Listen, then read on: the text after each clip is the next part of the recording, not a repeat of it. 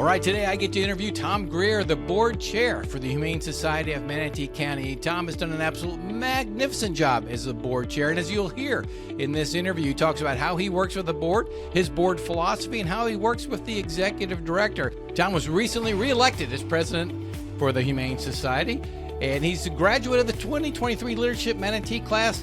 And I tell you, he'll go in a little bit into his bio, and he's an ex-Marine, or I guess you're never an ex-Marine. He's a Marine. He's a father of 2 sons. So hope you enjoy this podcast, this interview with Tom Grier.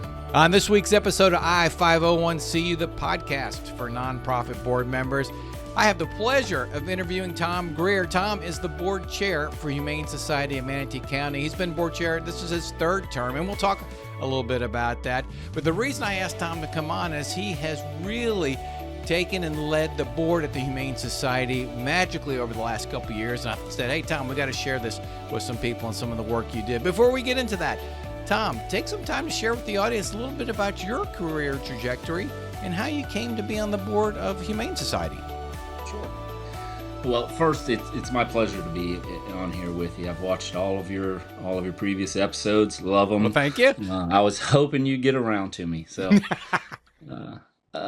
so I am a United States Marine Corps veteran, and so after completing my tour of duty, I kind of bounced around for a little bit, and I ended up landing with a firm out of Nashville that had contracts with Sarasota's airport, and we did sound insulation, noise mitigation for homes, residential communities located in the noise contours of the airport.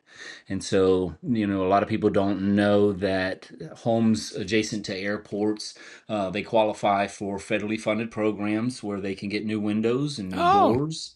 Yeah. And so did that for 13, really almost 15 years. Had the opportunity to move myself and the family. We moved to Roanoke, Virginia, and up in the mountains. We were there for about 2 years. It was beautiful. Beautiful. And then we moved to Gulfport, Biloxi, Mississippi, and we stayed there for just about a decade. We got there about 2 weeks before Katrina hit, and so like everything that we moved there for was gone. Oh my! And it took a long time to rebuild it, but that's where, I learned a lot about building relationships as they were building back the town, right? And so we were there, like I said, for about 10 years. In about 2015, we decided we wanted to move back home and to Bradenton. And so we did that. One of my sons was already in college, and the other one was getting ready to go within the next couple of years.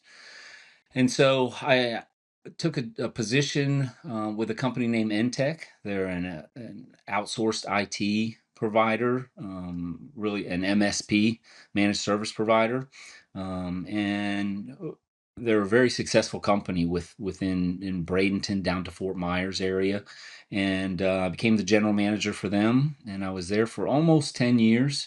So I have this thing of decades of HOP, right? And most recently, I have a position with Sunbelt, who is a international company, and I really enjoy it. A little bit less managing people, herding cats. So I think I found a really good spot for the next decade at least. And so that's a little bit about me. Go ahead. No, and I love that in the herding cats, because we're going to talk about it. Your job as a board chair, herding cats, but talk a little bit about your nonprofit trajectory, and because you are the board chair of Humane Society of Manatee County. But is that your first nonprofit? How did you get into that space? What drew you to the nonprofit space? So, really, the first board that I was on was the Mississippi Airport Authority board. So it was a conglomerate of directors of airports throughout the state of Mississippi, and being a vendor to them, they also had vendor seats on the board. And so sitting on that board, I watched, a lot of good things happen, and I watched people argue over a lot of bad ideas, right? So that was my first real exposure. I've been involved with a lot of different boards with my children's, schools and different stuff. So enjoyed being active in my communities. There's a responsibility to give back to the communities that give us so much, right? And so that was my first foray into an actual board. Um, but I don't know, getting into this board, Rick and I had run into each other multiple times at events, like run into you, and we got to talking, struck up a friendship, and then he asked me if I was interested in talking to their current board president and maybe taking a seat on the board if it worked out. And I jumped at the chance. I've been an animal lover my whole life. I love dogs and always had dogs, and watching Rick interact in the community was a big thing for me. It was always a positive delivery.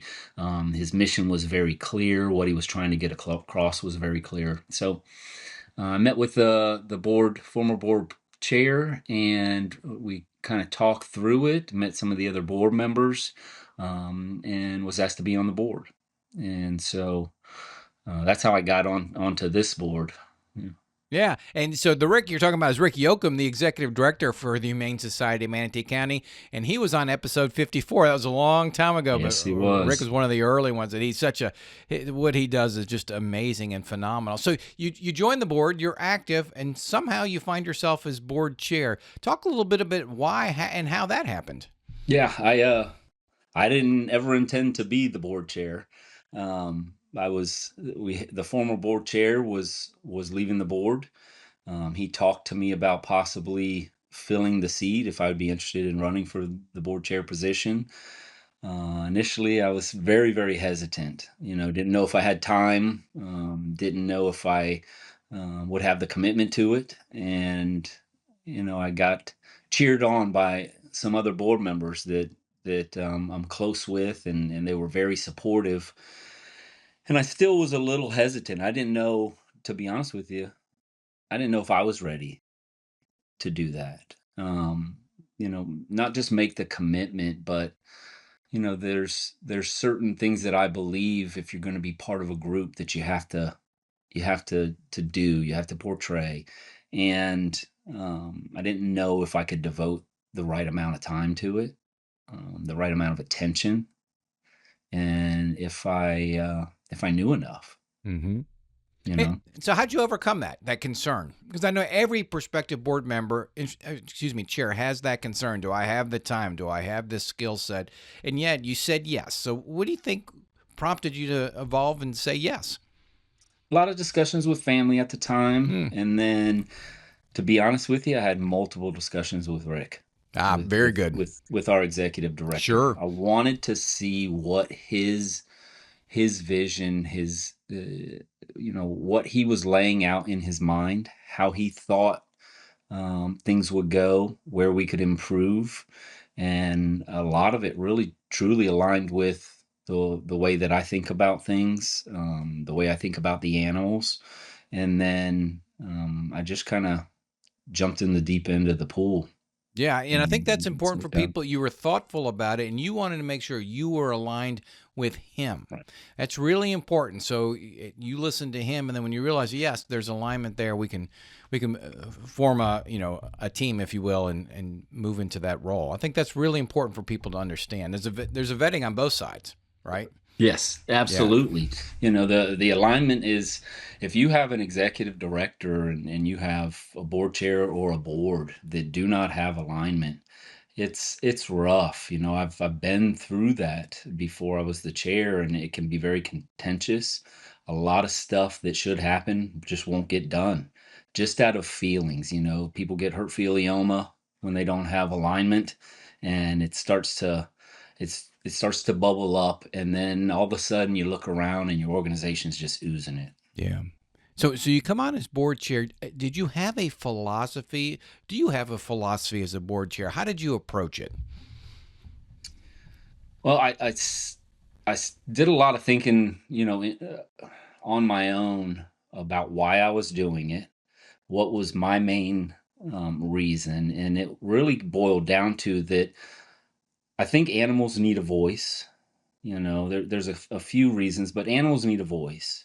And we all have that special animal sometime in our life that we think, man, they just understand us. But in all reality, they can't speak up for themselves. And having a humane place for those animals to be given care kind of puts their needs at the forefront. And really, here's the other one was there's a stigmatism of people surrendering their animals. Oh, they weren't a good parent. They weren't a good animal parent. They just didn't know what they were getting into. Excuse me. And in reality, people's circumstances change financially, you know, um, geo wise. They might have to move. They age, and what they thought they could handle a year, 2, 3, 4 years later is just not feasible for them anymore. And that needs to be okay too.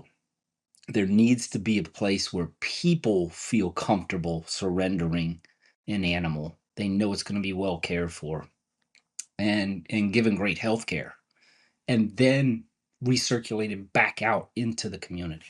Okay, so this is your philosophy. I love this. So how have you brought this to the board, or did it already exist there? Does everybody have the same passion for animals and the same approach? I think everybody on our board has the same passion for animals. They have the same want to give back to the community, make things okay and safe for pet owners and pets. I think there might have been misalignment previously on how to accomplish that. And so the philosophy that I've kind of adopted with this, and I try to display at every board meeting is a slow down approach. Um, you know, Everyone should assume positive intentions, especially when there's no clarity right off the bat. When we're addressing as a board sensitive issues, costly issues. We all have differing opinions, but being respectful and kind to each other, and then being patient enough to hear somebody out. You don't have to agree with it, right? And I think that has made a big difference. And so, trying to lead by example, lead from the front, I try to say as little as possible during board meetings as we move through until we get to topics that I want to speak on as a board member. But I don't want to politic. I don't want to lead the board in a direction. We're a board because it shouldn't be one person, right? And so slowing down, and sometimes that is with responses. I mean, you can imagine, you've been on multiple boards. Sometimes it's coming at you. You got your work life, you got your home life, you've got the board life, and not just the board life, the community involvement that's involved in the board life, right? And slowing down, that not everything is a fire, Hmm. right? At least that's the way I look at it. If I can slow down and hear one more opinion from somebody that hasn't spoken up, it might be the thing that makes it all make sense to me. No, I think this is something. This is gold because you've really evolved the culture of that board, and you start out by building trust. And what a lot Right. of people don't understand is you've got to let everybody have the opportunity to speak, and you have to slow down. And I love your mantra: assume positive intent. You said that at the retreat that I was able to facilitate with y'all about 6 weeks ago, and just that mindset alone really Hmm. probably changes the whole perspective and dynamics if we can gut check ourselves and say, I may disagree with him or her, but it's positive intent. That's what they think, what they feel. I think that's special, Tom. And you do this by example. Did you actually go around the room? Did y'all have this as a, hey, how are we going to operate as a board, or did you just kind of embed it and evolve it over time? A few conversations with some longstanding board members Mm. of, hey, just stick with me on this, at this meeting. Just Just stick with me. I'm going to get to where I want us to get to, but we don't have to rush and we don't have to trample over people. I've had over the past 20, 25 years, I've had the opportunity to work with some really incredible folks and mentors. A lot of them I call, friends. Some of them were mentors without even knowing it. And, many of them demonstrated patience with me probably when I didn't deserve it, or didn't earn it. And, you get the legacy of time. I say this with my sons all the time. As you get older, the legacy of time starts to become very apparent. 20 years ago, I was 30 something years old. Reed was just barely getting up and running around, right? So the legacy of time for him and me, is different. And so if you look back at that and start to go, man, these people really were trying to help me. They weren't ignoring me. They weren't pushing me too hard. They were going at just the right speed, and they knew it and I didn't. And so that's where I look at the board is we can't accomplish everything in every board meeting. We can't accomplish everything this year, and we really won't be able to accomplish everything we want to while on the chair. And so I look at it and go, there was a chair before me, and there's going to be another one after me, right? So it's not a position of authority. It's a position of service. And it's my responsibility to serve the board and the organization. And I think a lot of folks, they get really excited when they become the board chair. Now I'm going to get the things done I want to get done, right? And I just don't think that that's really what it is. Yeah, well, you certainly have lived that out. So let's talk a little bit like tactically. How do you and Rick ensure your aligned communication? How often, give an example. How often do you talk to Rick? Is it structured? Just very curious how you all stay aligned. So Rick and I, we talk a lot when we need to. We talk a lot, especially during storm season. You can imagine, there's communication back and forth. He was a real trooper. Rick went through some pretty devastating loss in his own home, um, a few hurricanes ago, and I'll be darned, that guy didn't still work every day, still check in with his staff.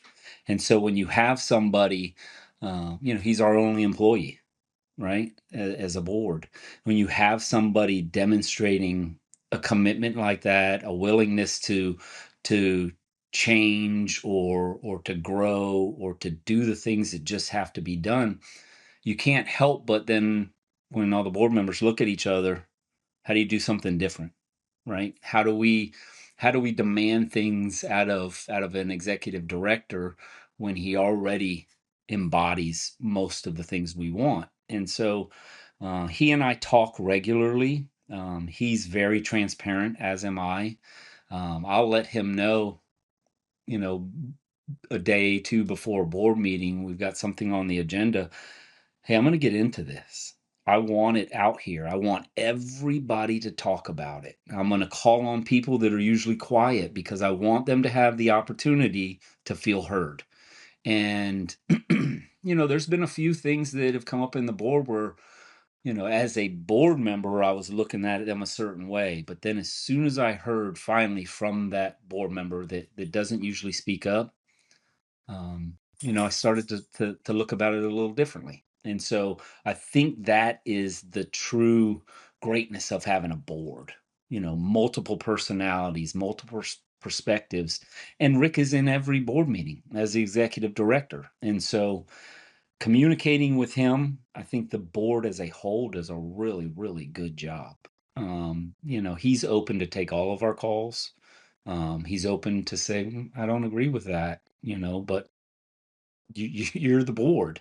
So, but we take his recommendations into consideration every time. Might not agree with them. We might go a different way, but at least he feels heard and supported. And I think that's a big thing, especially for somebody like Rick. that's willing to do what it takes. Yeah, that mutual respect is very obvious when I speak to you, speak to him, speak to the board. So let me ask you this. So, you as a board chair, managing the board, how often do you communicate with board members? Is it just at meetings? Do you send emails? Help a board chair out there that may be wondering, how should I communicate with my board? Uh, Honestly, communication, Rick communicates very well with us, lets us know things ahead of time. I try to adopt the same philosophy as I do in the board meetings. I'm not going to be the first to talk. I don't have to be the smartest in the room, right? And so I'll see the emails start to bounce back and forth, and it'll go on for a week, 2, 3 weeks. At the same time, the phone's ringing, messages are being left, texts are being sent, and you can tell right off the bat when another board member is hot on a topic, right? And so again, practicing patience, backing up just a little bit, not ignoring, but giving it time for cooler heads to prevail sometimes, is a big thing. And so I think I speak with usually at least one board member via text, phone call, or email a week. Maybe it's just as a response. Um, Probably not as much as they would like, right? But it truly is sometimes by design, because by the time we get around to actually speaking, it's not it's not as big a fire as we thought it was going to be. Yeah, I think you're right, Mm. spot on there. And as we've aged, as you alluded to earlier, we have the luxury of a little bit of patience because we know most things really are Right. not that urgent, which is, yeah, I've grown to appreciate that. So, Tom, if there's a new board chair out there, somebody who's just been elected coming on, what advice would you give him or her? Uh, to remember that it's a position of service. Remember why you were even on the board in the first place. You wanted to make a difference, and you really don't make a difference by commanding and dictating how you see things should be. That's not why you're in the spot. You're in the spot to kind of help everybody and facilitate good communication, opinions being heard, um, differences of opinions being respected. And then to remind everybody, I was so pleased this past Wednesday when one of the board members spoke up after a vote and reminded the rest of the board, even though this might not have gone your way, didn't go my way tonight, it's now our responsibility to support the mission of the board as a whole. And man, I couldn't. I got off of that board meeting, and I was just excited. Holy cow, it it works. And what you put out there, and the way that you run your board meetings, if you're patient, if you're kind, if you're understanding and empathetic to other people's points of view, that they're either going to get on board or they're going to self eject, Yeah. right? Oh, well stated. And I tell you what, that response from that board member, I know for you has been a long time coming. So congratulations on that. For a Yep. board member to say that I Yep. lost the vote, but I'm supporting it because, and that's what we all need to do when we sit on boards. Very good, Tom. Tom, let me ask you, how can somebody who's listening, who's interested in the Humane Society of Manatee County, how the heck can they find out more about you? The best way is to go to our website at humanemanatee.org, and our Facebook page, Humane Society of Manatee County, and reach out to Rick Yocum, our executive director. He loves giving tours. His staff, he has an incredible staff that's taken him a while to build and structure, and he's got friendly staff members. They'll help answer questions, but Rick really loves people to come out and see what's happening at the Humane Society. So I would recommend you go to the web page, and again, that's humanemanatee.org. Message on the Facebook, you'll always get a reply. you're welcome to reach out to myself. I don't know if you want to post my email with this episode, but you're more than welcome to. And just call Rick, get a tour, see what we're doing there, because we've got a long way to go, but we've come so far. Yes, you have. Ladies and gentlemen, Tom Grier, Board Chair for Humane Society in Manatee County. Tom, I can't thank you enough for coming on today and sharing how you've evolved that board, or with the board, I should say, in your servant leadership. Tom, thank you very much. Thank you, Michael. I appreciate it. All right, it's time for Recapping with Reed, the first Recapping with Reed of this year, 2025. So, Reed, we just interviewed Tom Grier. What were your takeaways? My first takeaway, and Tom said this twice, I think, or 3 times, but being a board chair is a position of service, not authority. Oh, bam, mic drop. Number 2. The board's only employee is the executive director. I like how he framed that as well. Ooh, you're on fire. Another big one and an important one. And number 3. When in board meetings or anything dealing with the board at the board level, assume positive intentions among everybody. Boy, and if we all just did that in life, that's a great rule of thumb for life. Boy, we might be a much happier society. Anyway, Recapping with Reed, his 3 takeaways from our interview with Tom Grier. And we will I-501 see you next week.